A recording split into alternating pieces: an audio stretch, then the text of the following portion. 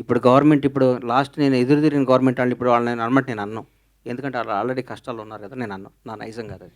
ఇందాక అయితే మీరు నా గణేష్ గారు ఇప్పుడు మీరు మాట్లాడుతున్న దానికే అమ్మ. ఒక క్వశ్చన్. కష్టాల్లో ఉన్నారు కాబట్టి నేను అనను అన్నారు. మీరు మీకు బతికినిచ్చిన మీ దేవుణ్ణే విమర్శించారు. దాన్ని మేము ఎట్లా చూడాలి? నేనా? పవన్ కళ్యాణ్ గారిని ఏమన్నారు? నేను ఎక్కడో ఊహించుకున్నారు. ఇట్లా ఉండిపోయారు. రేవంత్ రెడ్డితో పోల్చారు. చాలా మందితో పోల్చి తప్పు. మాట్లాడారు. నెవర్. మీరు ఒకసారి వినండి అది బయట. నువ్వు చెప్పు తల్లి, ప్రాణం పోయినా నా డెడ్ బాడీ కూడా పవన్ కళ్యాణ్ విమర్శించు, మర్చిపో.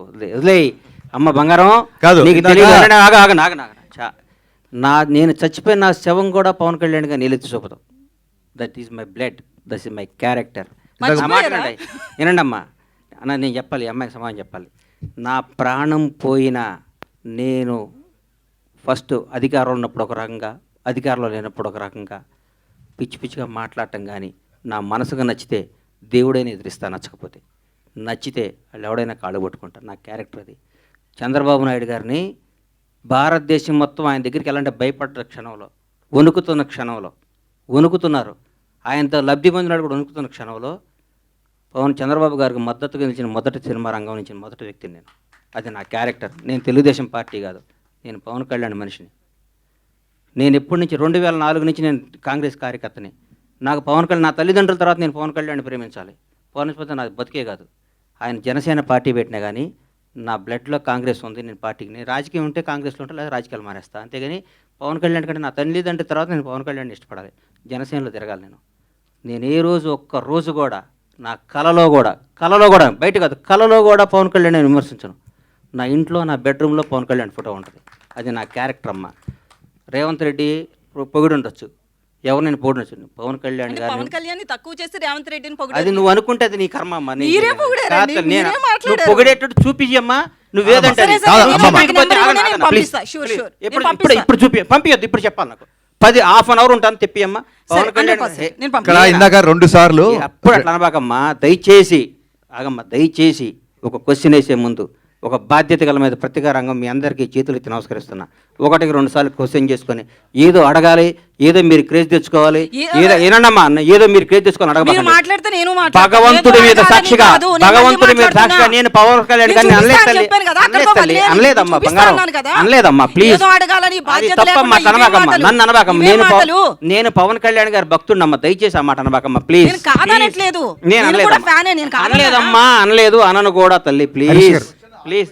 హరీష్ గారు, నేను బాధ్యత లేకుండా తల్లి తల్లి హరిశంకర్ గారు, అన్వర్ హరిశంకర్ గారు కాదు, ఒక్క నిమిషం. అన్వర్ గారు, ఇందాక ఏమైందంటే 2 సార్లు గ్రేటానందమూర్తి గారు మైక్ తీసుకున్నప్పుడు 2 సార్లు ఎవరో ఓవర్లాప్ చేశారు.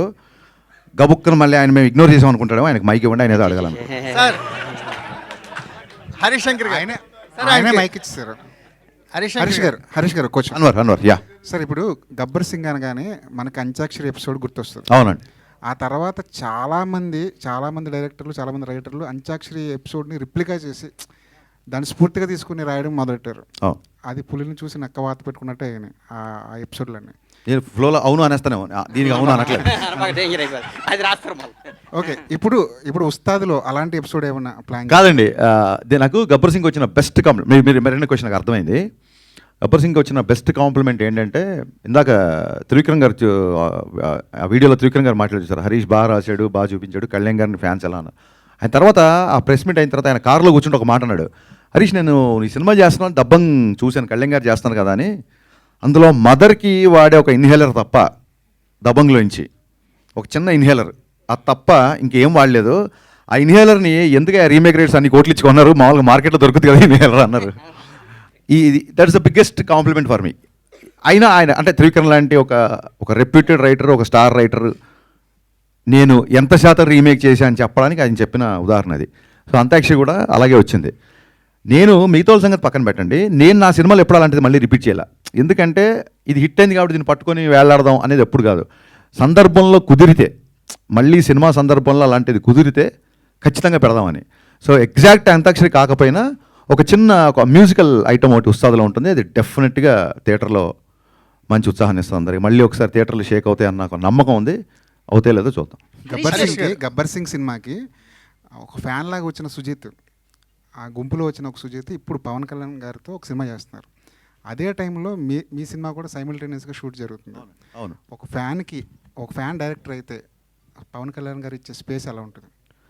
యా, ఇందాక గణేష్ గారు చెప్పినట్టు కళ్యాణ్ గారికి ఏదన్నా ఇబ్బందికరమైన డైలాగు సన్నివేశం ఉంటే తప్ప ఇది నాకు సూట్ అవుద్దా లేదా అంటారు తప్ప నేను చేయను అని ఎప్పుడు అనరు. నాతో నాకే పోటీ, నాకు నేనే పోటీ అనే డైలాగ్ చెప్పడానికి ఆయన ఇప్పుడు ఏంటి పోటీలు ఏంటి, ఎవరితో ఏంటి పోటీలు, డైలాగ్ అవసరం అన్నప్పుడు దాన్ని బిఫోర్ ఆఫ్టర్ ఎక్స్ప్లెయిన్ చేసి ఆ రోజు సెట్కి ఎస్జే సూర్య గారు కూడా వచ్చారు. నెక్స్ట్ ఇంట్రెస్టింగ్ ఏంటంటే సుజీత్ రెడ్ కాశీ తువ్వాలు కట్టుకొని గబ్బర్ సింగ్ చూస్తూ బయటకు వచ్చిన వీడియోస్ నేను కూడా చూశాను. నాకు ఆశ్చర్యకరమైన విషయం ఏంటంటే సుజీతో నేనో కాదు, నేను ఆయన ఫ్యాన్గా వచ్చి గబ్బర్ సింగ్ తీశాను. ఇప్పుడు సుజీత్ కంటే కొంచెం సీనియర్ నేను. సుజీత్ అలా వచ్చాడు, నెక్స్ట్ ఇంకోటి వస్తాడు, మేము అందరం ఇలా వస్తూ ఉంటాము, ఆయన మొత్తం అలాగే ఉంటాడు. So that is what Pawan Kalyan is. Pawan Kalyan craze అనేది అది. అండ్ నెక్స్ట్ ఏంటంటే ఇప్పుడు నేను ఒక సినిమా చేస్తున్నా, సుజీత్ సినిమా చేస్తున్నా అంటే, అలాగే Harihara Veeramallu, I don't see it as a competition, I see as a celebration. ఇప్పుడు చాలామంది ఫ్యాన్స్ కూడా ఇప్పుడు ఒక పవన్ కళ్యాణ్ ఫ్యాన్గా ఒక పవన్ కళ్యాణ్ సినిమా వస్తుంది, ఆల్రెడీ ఓజీ టీజర్ అందరికీ నచ్చింది, అందరు ఫ్యాన్స్ లాగే నేను చూస్తాను. ఇప్పుడు వాళ్ళ ఓజీ సైడ్ నుంచి అప్డేట్ ఉందని చెప్పి, అంటే పవన్ కళ్యాణ్ గారు మా సినిమా చేసిన నెంబర్ ఆఫ్ డేస్ చాలా తక్కువ, అందులోంచే మేము ఒక గ్లిమ్స్, 2 టీజర్లు, చాలా ఫోటోలు వదిలేసాం. ఇంకా మళ్ళీ టీజర్లు వదలడానికి చేయడానికి కొత్తగా మళ్ళీ షూటింగ్ చేయాలి. సో ఓజీ నుంచి అప్డేట్ వస్తుంది కాబట్టి మేము పెద్దగా ఈసారి అప్డేట్ చేయట్లేదు. We are also going to celebrate OG update this time. Ganesh garu Harish గారు ఒకటి హరీష్ గారు, అయితే మీరు గబ్బర్ సింగ్ రీమేక్ అయినప్పటికీ అంటే త్రివిక్రమ్ గారు అన్నట్టు రీమేక్కి రీడిఫినేషన్ ఇచ్చారు. అంటే రీమేక్ని మక్కికి మక్కి అంటే తీయాల్సిన అవసరం లేదు, అంటే కొత్త కథని మాకు చూపించారు. ఇప్పుడు తర్వాత మీరు మీ లైఫ్లో మీ కెరియర్లో చాలా రీమేక్స్ వచ్చినాయి. గతలకండ కానీ చోటు వచ్చింది, మనం ఇష్టపచ్చిన అదే సార్ వచ్చినాయి. ఇప్పుడు మీ ఒక పందాన్ని మార్చుకునే, అంటే ప్రతి 10 ఏళ్ళకి కానీ ఒక ట్రెండ్ మారుతుంది అంటారు కదా, ట్రెండ్ని మార్చుకునే ఒక పందాన్ని మార్చుకునే మలుపులు ఏమన్నా వచ్చిందా మీ కెరియర్లో? అలా కాదండి, పందాన్ని ఒకటేసారి మార్చుకున్నాను.